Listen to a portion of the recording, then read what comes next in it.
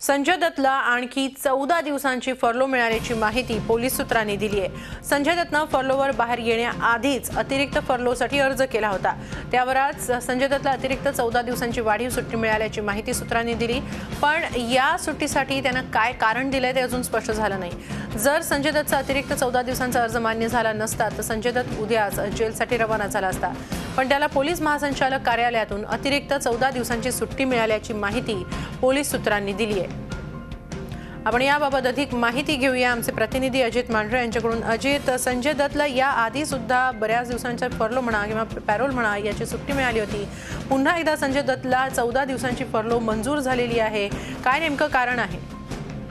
हेमाली, संजय दत्तने या फर्लो करता जी अतिरिक्त 14 दिवसांची त्याला सुट्टी मिळालेली आहे त्याकरता त्याने काय कारण दिलं हे अजून स्पष्ट झालेलं नाहीये।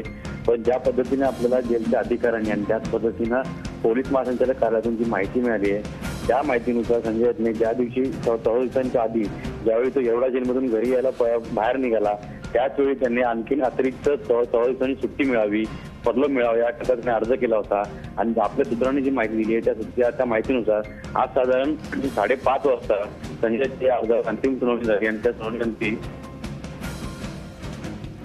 ठीक आहे मान्यता झालेली आहे।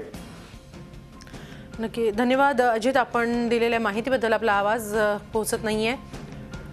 23 डिसेंबरला याआधी मंजूर झाली होती त्याची फर्लो संजय दत्तची। आता 20 जानेवारीपर्यंत संजय दत्त तुरुंगाबाहेर राहू शकतोय। झी 24 तास रहा एक पाऊल पुढे।